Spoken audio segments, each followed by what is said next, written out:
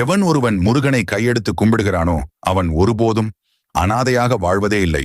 முயன்று கூட தோற்றவர்கள் உண்டு. முருகனை வணங்கி தோற்றவர்கள் உலக அகராதியில் இல்லை. கூட்டம் கூட்டமாக பக்தர்கள் கூடிக்கொண்டே போகிறார்கள். நாளுக்கு நாள் முருகனுக்கு இதுதான் முருகனின் யுகம் என்று நாம் சொல்கிறோம். நாம் அனைவருமே முருகனின் யுகத்தில் வாழ்ந்து கொண்டிருக்கிறோம். எத்தனை பேர் ஆமாம் இது முருகன் யுகம்தான் என்று சொல்கிறீங்களா? அவர்கள் கமெண்டில் வெற்றி வேல் முருகனுக்கு அரோகரா என்று சொல்லவும், அப்படியே நம்ம பொதுநலம் யூடியூப் சேனலை சப்ஸ்கிரைப் செய்து கொள்ளுங்கள். முருகனை வணங்குவதற்கு என்ன தகுதி தேவை? அவனை வணங்க நமக்கு எந்த ஒரு தகுதியும் தேவையில்லை.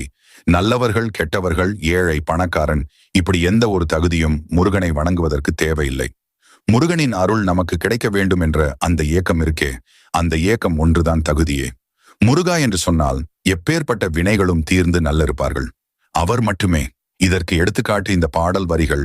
படிக்காத ஏழைக்கும் பரிசாக வந்தது பெரியோர்கள் சொல்லி வந்த ஒரு மந்திரம்.